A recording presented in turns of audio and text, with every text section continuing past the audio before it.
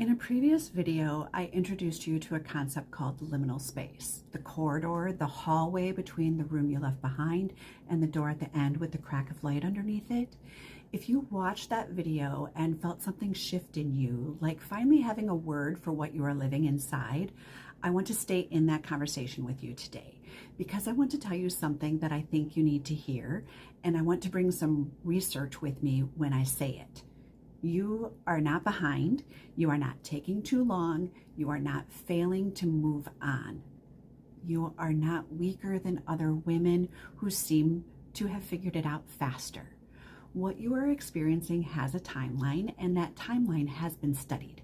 And it is longer than anyone around you is probably telling you it should be. That is what this episode is about. I'm Teresa McAlpine. I'm a certified divorce financial analyst, a behavioral financial advisor, and a wealth advisor with training in financial trauma and financial therapy. I work with women who are in the hallway, in the liminal space, and I have been watching this long enough to notice patterns that the research is only beginning to catch up to. Let me share with you what I know. Divorce and the 1 to 3 year reality. When a woman comes to me mid-divorce or freshly post-divorce, there is a particular quality where she is. She is functional, she is handling things, she's showing up for her children, answering emails, paying bills, and making decisions. And underneath all of that, she is operating in kind of a fog that she cannot fully explain. She will often say something like, I know I should be further along by now.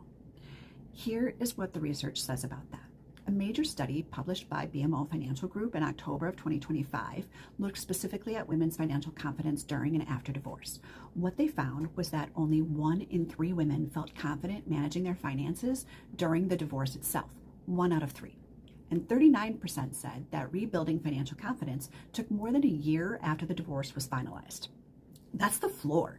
That is not the average. That is the minimum threshold for when women begin to feel their footing again.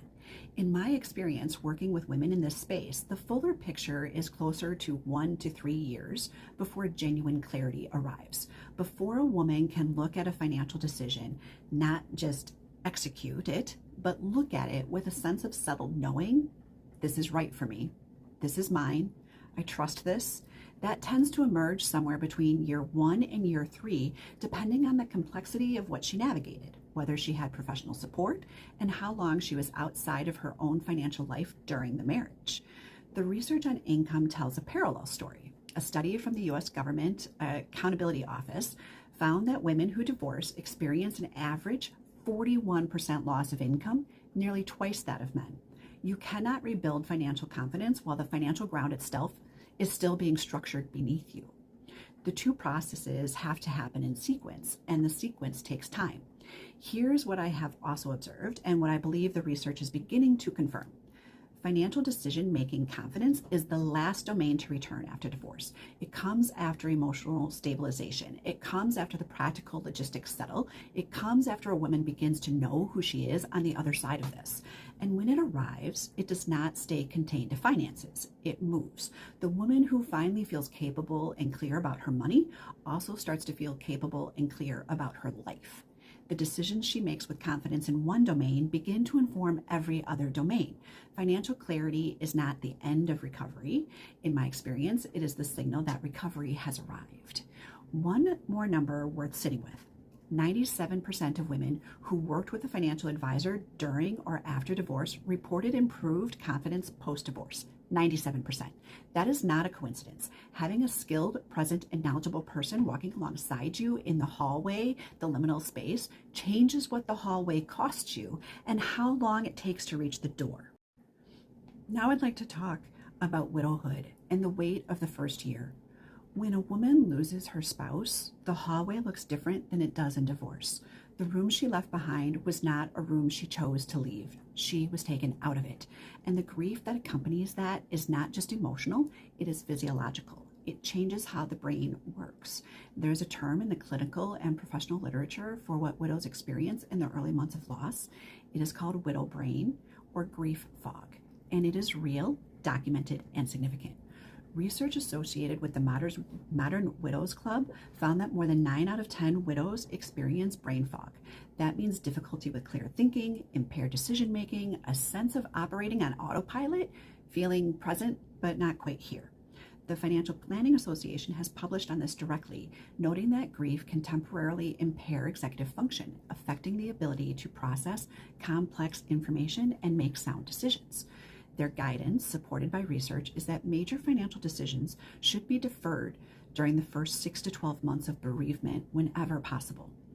In my experience working with widowed women, that first year is primarily a year of gathering documents, gathering information, gathering enough of themselves back together to begin to see the landscape clearly.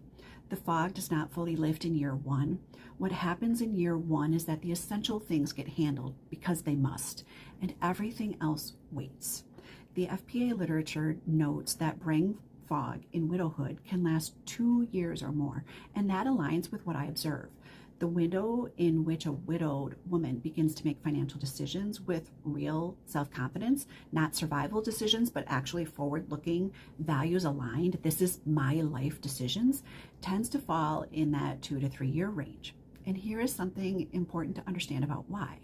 A Thrive-In study found that 60% of widowed women described their loss as unexpected, and 41% had engaged in no financial planning or discussion before losing their spouse. That means the fog is not just grief, it is grief layered on top of encountering a financial system they were never inside of. They are learning the terrain while navigating it in the dark. That is a heavier passage, and it takes longer to complete. What I want to name here, because I think it matters, is that the 2 to 3 year timeline for widowed women is not a failure of resilience. It is an accurate accounting of what the passage actually requires. The women I've worked with who tried to compress it, who were pressured by family or circumstance into making major financial decisions before they were ready, often found themselves revisiting those decisions later at significant cost. The hallway has a pace.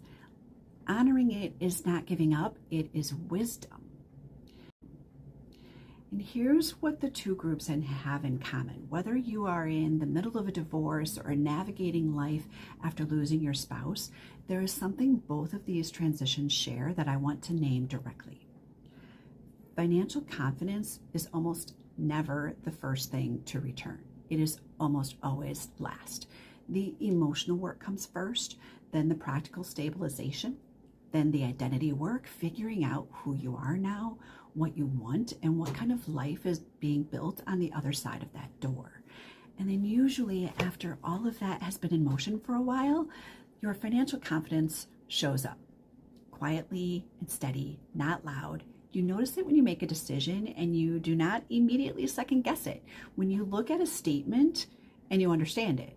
When someone asks you what you want and you know. Research published in Frontiers in Sociology in 2025 studied the lived experience of divorce and put it plainly. Economic empowerment is not secondary to psychological healing, it is central to it. And I would go one step further. In my experience, it is the culmination of it. The woman who arrives at financial clarity and financial confidence has usually done the deeper work to get there. And that confidence, once it is present, does not stay in the financial lane. It moves into how she speaks, what she decides, how she carries herself, what she allows, and what she does not. It is one of the most significant thresholds I watch women cross. If you are in the hallway right now, the liminal space, whether you are in the middle of a divorce, newly widowed, or somewhere in the longer stretch of the passage, here's what I want you to take from this. The timeline is real. The fog is real. The slowness of your steps is not failure. It is a feature of the terrain. The research does not tell you exactly when your door will open, neither can I, but the research and my experience tell the same thing. The door opens, and the work you do in the hallway, the gathering, the breathing, the stabilizing, the slow and sometimes invisible progress is exactly what gets you there. You do not need to move faster, and you only need to move forward. And if you need someone to walk alongside you with the tools and the trained perspective to help you navigate this passage with more clarity and less cost, that is the work I do.